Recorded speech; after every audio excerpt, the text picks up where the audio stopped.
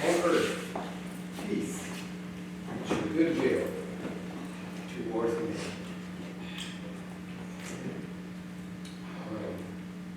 God is great, and he is greatly to be praised.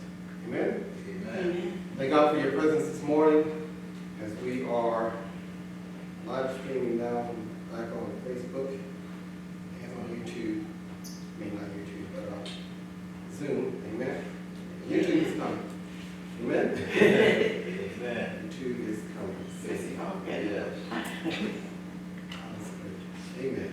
Well, thank God for your presence this morning. Welcome to another service here at Reverend Store Christian Ministries in Richmond Hill, Georgia, 9394 Avenue. If you happen to be in the area and you're watching this stream, amen, we'd love to have you at 10 o'clock on Sunday mornings. Amen, right here. Thank God for your presence this morning. Thank God for the worship this morning. Thank God for the word this morning. Amen. Amen. Because we serve an awesome God. We serve a mighty God, magnificent, holy God. Amen. I'm not going to be before you very long. We want to get into God's word this morning and hear what he has to say. So let us pray. Father, we thank you as we go into the word this morning that you would move by your spirit like never before. Touch our hearts and our minds. Let us hear a word from you. Let us know, Father God, that you are God. There is none like you in all heaven and earth. We thank you, Father God, because you have a word for us, a word fitly spoken. Your word says that a word fitly spoken is like apples of gold and pictures of silver. We thank you, Father, for your word. For your words were found, and I did eat them, and your word was to me the joy and the rejoicing of my heart.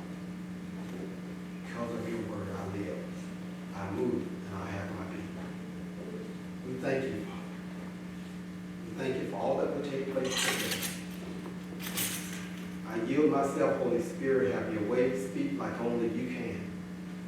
Touch the hearts and the minds of the people who are listening today. They block out all distractions and they hear a word from you that will encourage them, that will help them live and not die. We give you the glory, the praise, and the honor. But it's in Jesus' name we pray. Amen. Amen. Amen. Let us turn in the book of Daniel in the Old Testament. Daniel, the 3rd chapter. Daniel 3. Daniel, the 3rd chapter. And we're going to begin looking at verse number 19.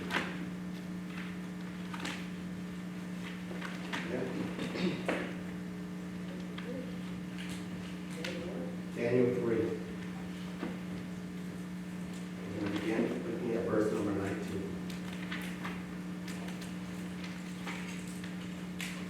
It says that Nebuchadnezzar was full of fury, and the expression on his face changed towards Shadrach, Meshach, and Abed-Nego. He spoke and commanded that they heat the furnace 7 times more than it was usually heated. And he commanded certain mighty men of valor who were in his army to bind Shadrach, Meshach, and Abed-Nego. They cast them into the burning fiery furnace. Then these men were bound in their coats, their trousers, their turbans, and other garments, and were cast into the midst of the burning fiery furnace.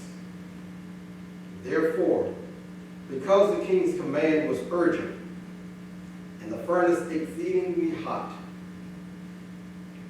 the flames of the fire killed those men who took up Shadrach, Meshach, and Abed-Nego. These 3 men, Shadrach, Meshach, and Abed-Nego, fell down bound into the midst of the burning fiery furnace. Then King Nebuchadnezzar was astonished, and he rose in haste and spoke, saying to his counselors, Did we not cast 3 men bound into the midst of the fire? And they answered and said to the king, True, O king. Look, he answered, I see 4 men loose, walking in the midst of the fire. They are not hurt. And the form of the 4th is like the Son of God. Today I want to speak with you on the subject in the form of a question: who's in the furnace with you? Who's in the furnace with you? In life, each of us will experience trials and tests. If you've lived on this earth long enough, and you're an adult, you can attest to the fact that you've gone through some things in life. Amen? Amen. You've gone through some challenges in your life. Some you didn't know how you were going to get out of. But because of God, He's able to see you through it all. Sometimes we bring things upon ourselves. Amen? And some things that we find ourselves in just because we're living, just because we're here. It's not something we did, but because we're alive, because we're on this earth, trials, tests will find their way to you. Amen? Amen. Either way, the trials of life can become personal.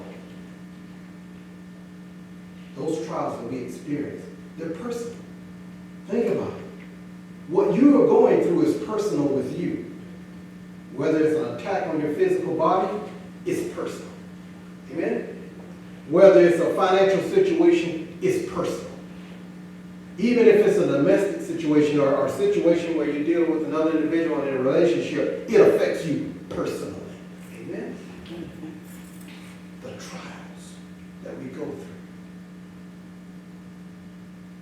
It's like an assault on us personally. We just read here a situation in Daniel, the 3rd chapter, where there were these 3 Hebrew men, Shadrack, Meshach, and Abed-Nego. They were thrown into a fiery furnace. You see, in life, when you're going through whatever it is that you're dealing with, these trials and tests, I said they're personal. Sometimes when they're so personal, you feel like you're going through it alone. Sometimes you feel like you're alone. Amen? As much as you know people care about you, as much as you have loved ones who will reach out to you, and there are those who will pray for you, you still have a tendency in many cases to feel like you're alone. Because of the trial and the test.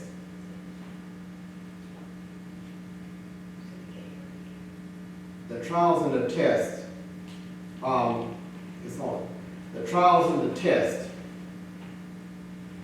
sometimes will make it so very difficult to where you feel like you're by yourself.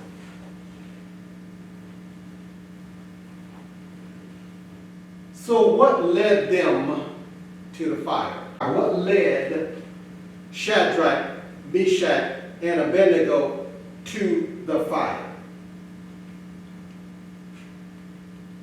One was commitment. Let us go to let's go back to verse number 1 in Daniel, the 3rd chapter.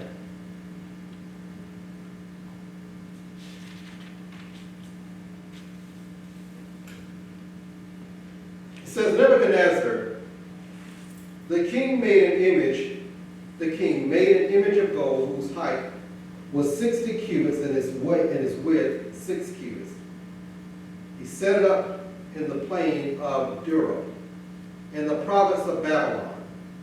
And King Nebuchadnezzar sent a word to gather together the satraps, the administrators, the governors, and the counselors, and treasurers, the judges, the magistrates, and all the officials of the province to come to the dedication of the image in which King Nebuchadnezzar has set up.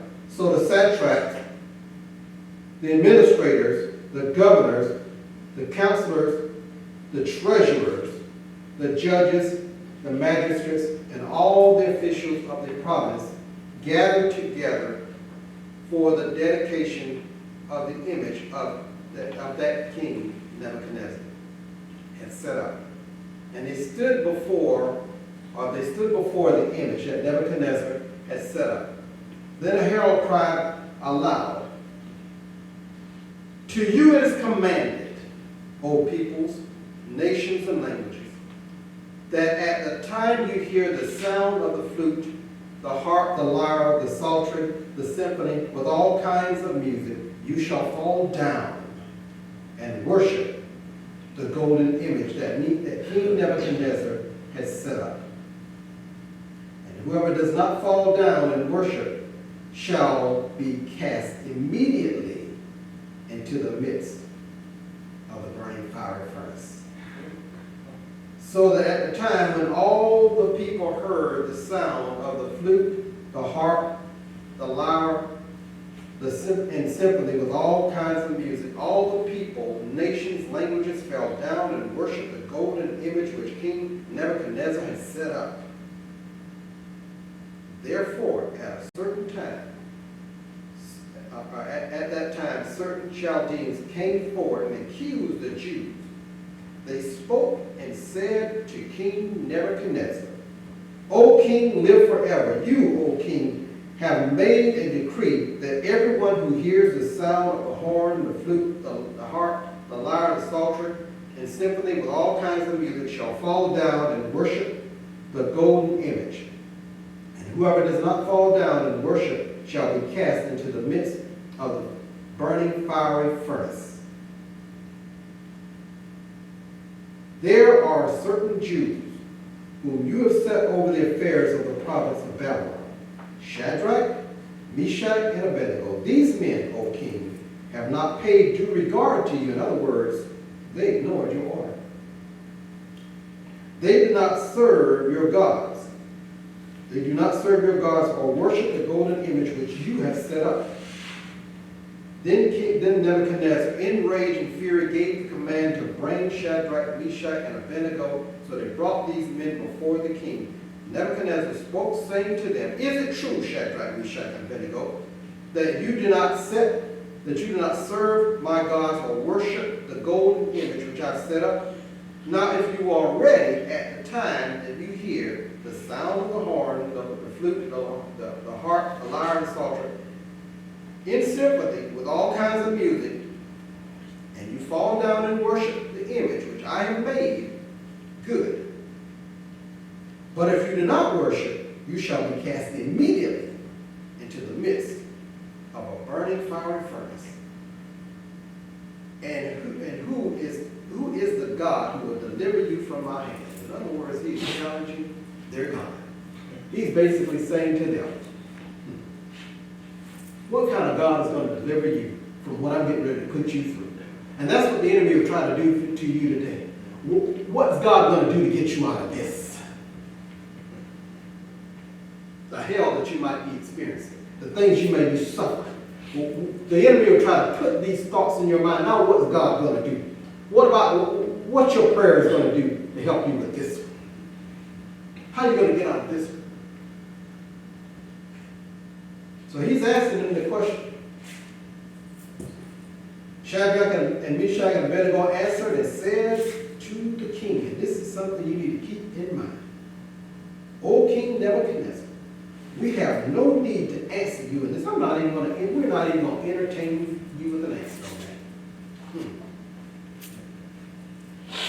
Sometimes you got to learn how to ignore the devil when you try to put thoughts in your head. I'm not even going to entertain that thought. Amen? If that is the case, our God, whom we serve, is able to deliver us from the burning fiery furnace. And he will. Now listen to what they are saying here. He's not only did they say he is able to, but then they said that he is willing to. You see, it's one thing to know that God is able, but you also got to know that he's willing. And so you need to learn how to confess it out of your own mouth. Not only is God able, to deliver me. But God is willing to deliver me. Because they're saying he will deliver us. In other words, he is willing to deliver us. He will do it. Amen? Amen. From your hand, O king. But then they go on to say, now this is the thing. This is the confidence that they have in him. That if they ask anything, according to God's will, he hears them. And if they know he hears them, they know that whatever they ask, they will have the petition that they desire of him. Amen? Amen. This is what they said. But if not, let it be known to you, O king, that we do not serve your gods, nor will we worship the gold image which you have set up. It doesn't matter, even if God doesn't deliver us, we're still not going to bow down to your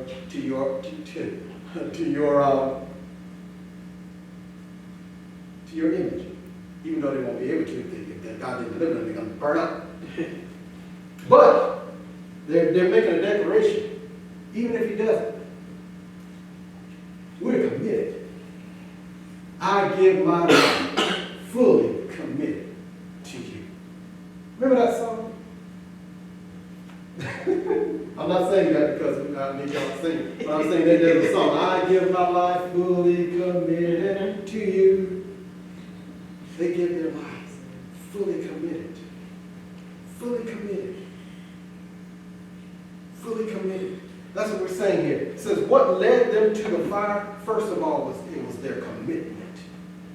They were fully committed. I just read to you what they said back to the king. That was commitment. That was commitment to God. Regardless of whatever they see, we go through what the Bible calls light afflictions. Amen? See, you're not threatened to be put into a fiery furnace or a lion's den later on in chapter 6, where it talks about Daniel in the lion's den. See, you're not threatened in that manner because of your religion, because of the fact that you want to worship your God. Amen? You want to follow his word. See, we live in a free country, a democracy, that allows you to be able to express your religious beliefs, if you will, to be able to worship the God of your own choosing. But we worship the true and the living God. Amen? Amen. You see, King Nebuchadnezzar had a God that he wanted them to bow down and worship.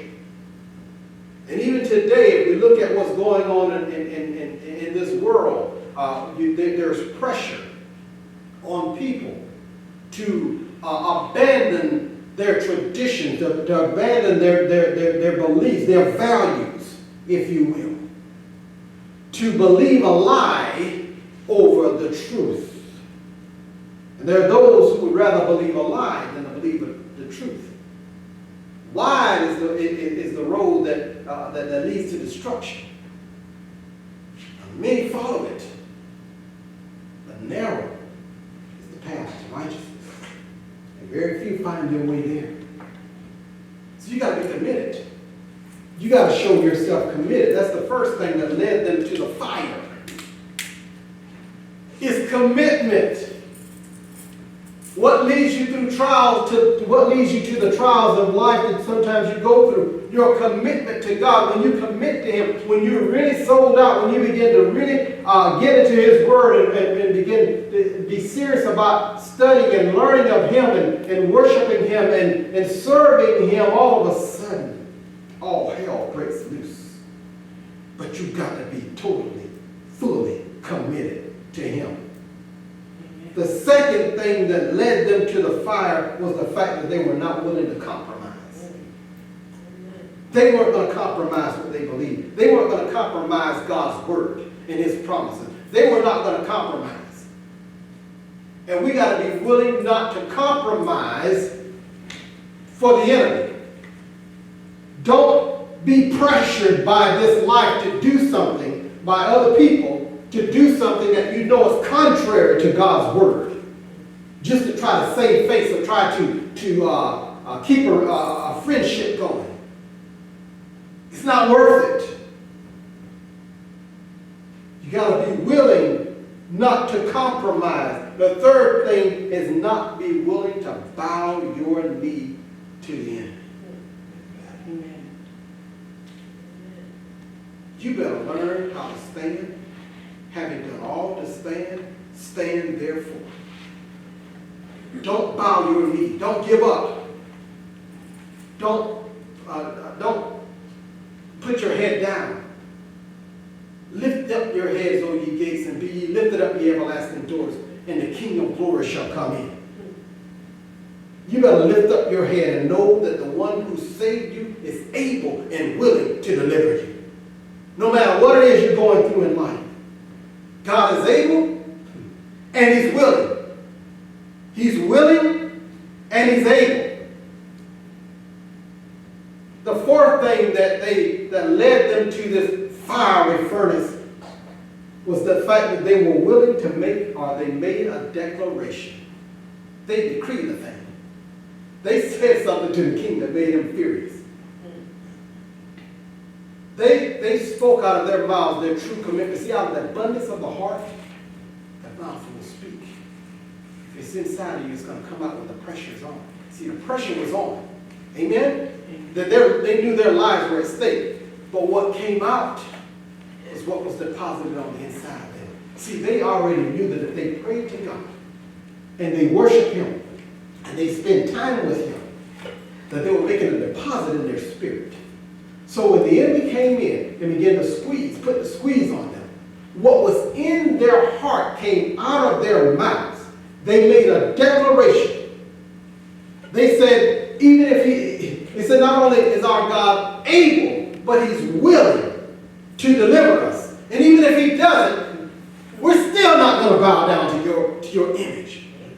Even with the threat of death hanging over us, we will still remain committed to the one who delivered us from the past, from our past sins. And you got to be willing to stand. Having done all to stand, you have to give it your all. Start off with the question, who's in the furnace with you? Who's in the furnace with you? Who would you rather take to the furnace with you? Somebody who doesn't really believe in God? Somebody who will abandon you and say, well, you can go on that by yourself. I'm not with you. They say words, but indeed they're not.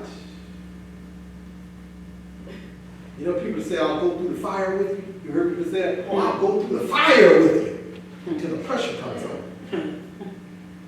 And they're the first ones to abandon you. So who's in the furnace with you? What led them to the fire? I've listed 4 things. Now, who kept them through the fire? That's the next question. Who kept them through the fire? King Nebuchadnezzar was astonished at what he saw. He asked the question, didn't we put 3 men in the fire? Weren't they bound?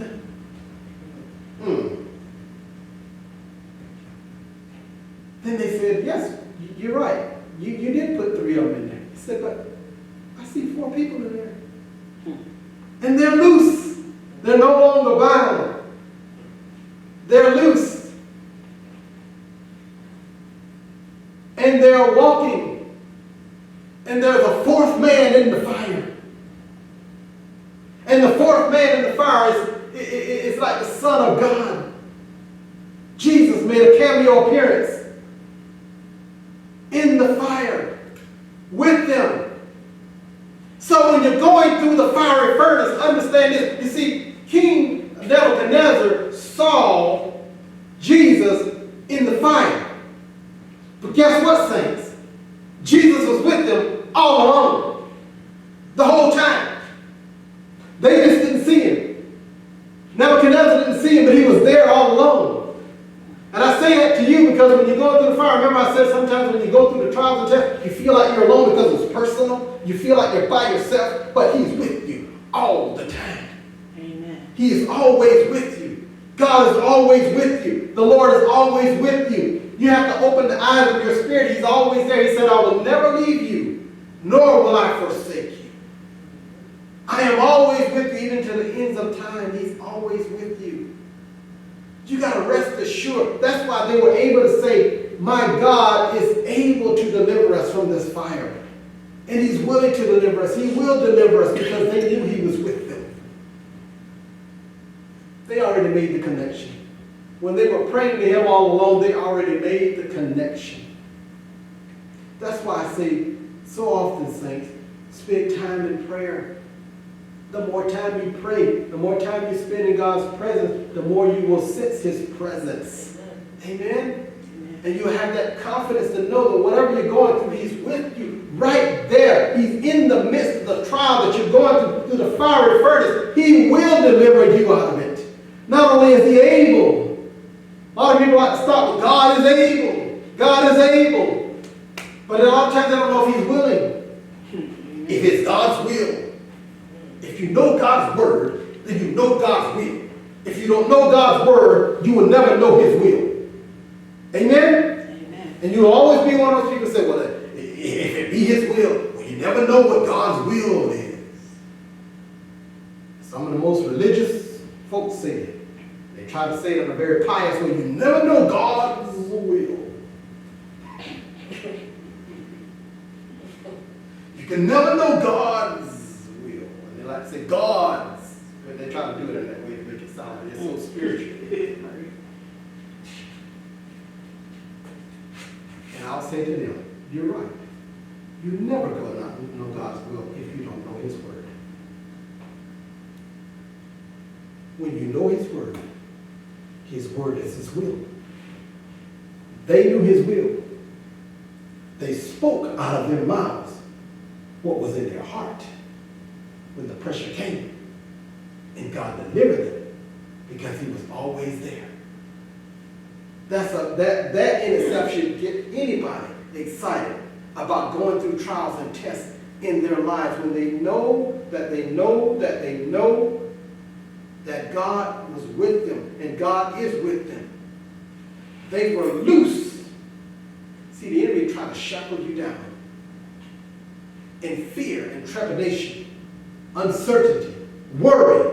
He will try to shackle you down, bound you. In the midst of the trial. But when you recognize the one who saved you is there to deliver you out of it, all of a sudden, the chains fall away. All of a sudden, you're free. All of a sudden, you can shout. All of a sudden, now you can dance. Now, all of a sudden, now you can, even in the midst of the trial, even in the midst of the fiery furnace, there's a song back in the day, Reverend Milton Brunson and the Thompson Community Choir. There's a song that used to say, I am free. Praise the Lord, I'm free. No longer bound. No more chains holding me. My soul is resting. It's such a blessing. Praise the Lord. Hallelujah. I'm free. See back in the day, those songs, I remember listening to those songs. And I remember going through trials in my life back in those days. Those were my college days.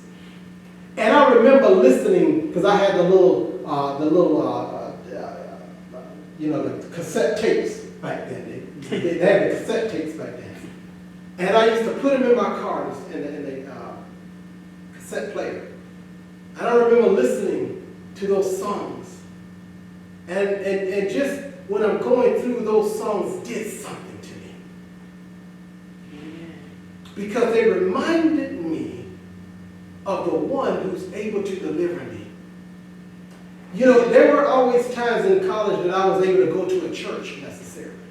Amen? But God was able to show me through sometimes just songs. I remember I had a professor. And this professor didn't even know I was saved. But this professor decided one day to give me a cassette tape of Shirley Caesar. This is a white professor, by the way. Amen? Not a black professor. This is Clemson. I'm not talking about, an HBCU. I'm talking about Clemson University, which was about 95% white people. Amen? Amen. 5% white at the time. But forget, this professor gave it. I believe God laid it on his heart. And I remember listening to that tape. And those songs ministered to me. And I listened to them over and over and over. I think I still have that cassette. Amen. After all those years, I saved a lot of stuff. Amen. I still have that cassette. Shirley Caesar. I mean, to this day, I mean, she ministers. I mean, just listening to those songs of deliverance. See, a lot of songs we hear today, I mean, they're okay, amen, but they're not like the songs back in the day. Amen. And I say that because those songs really ministered. They really ministered to your spirit. The worship. It was, and I remember singing on the gospel choir at Clemson. I remember a lot of those songs that, you know, back in those days that we were singing, and there were times I would be on the choir and we'd be singing, and tears would just stream down my face because those songs were personal. I wasn't just singing, I was worshiping. Amen? See, there's a difference between just singing and worshiping. Amen? See, when you worship, you bring on the very presence of him because it becomes personal. Remember I talked about, you know, the trials are personal. So you got to turn this praise personal. Amen? You got to turn your commitment to God personal. Amen? And when you worship, it becomes personal. And when it becomes personal, the very presence of him will begin to overshadow you.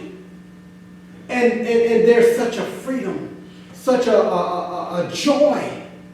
It will begin to create an atmosphere of worship, if you will. When you begin to worship, not just sing, but worship. It's a big difference. A huge difference.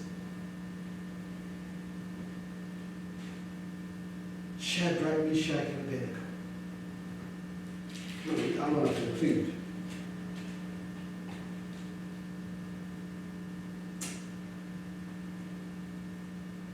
Verse 26, Daniel 3. Then Nebuchadnezzar went near the mouth of the burning fire furnace and spoke, saying, Shadrach, Meshach, and Abed-Nego, servants of the Most High God. Now listen to what he said now.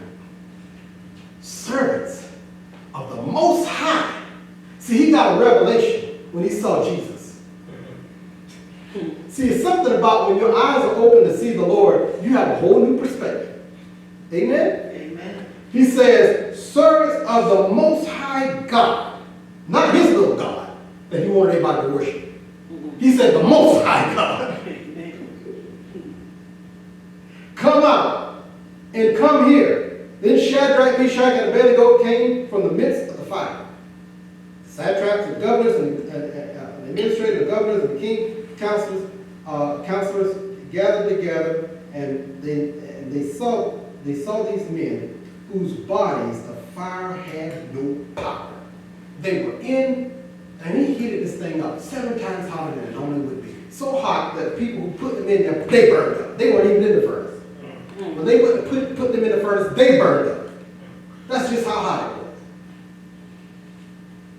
And he says that the fire had no power, and the hair of their head was not even singed, nor were their garments affected, and the smell of the fire was not even on them. They didn't even smell like they were in the furnace. Sometimes when you go through what you go through in life, and you have the Lord Jesus in you, and you worship and you praise him, and you go through the fire with him, you will come out unscathed.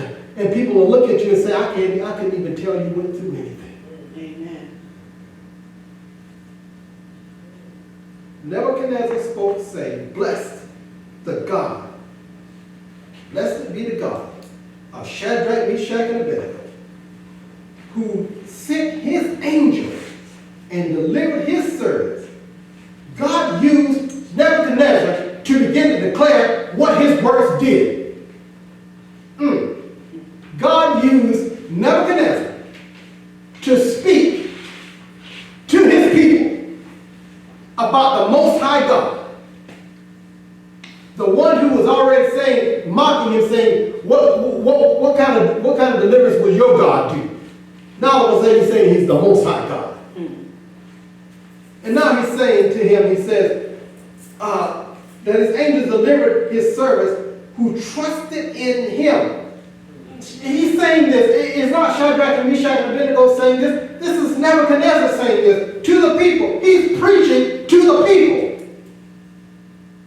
Look at the transformation. He says that the angel delivered his servants who trusted in him, that they have frustrated my own words. He says, frustrated the king's words, and yielded their bodies,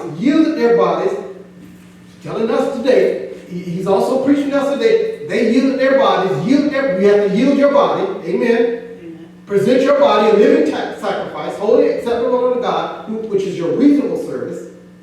Be not conformed to this world, be transformed by renewing your mind. It says, they yielded their bodies that they should not serve nor worship any God except their own God. Therefore, now he's going to make another decree. So therefore I make a decree that any people, nation, or language which speaks anything amiss against the God of Shadrach, Meshach, and Abed-Nego shall be cut into pieces. Now he's going to do even worse with them.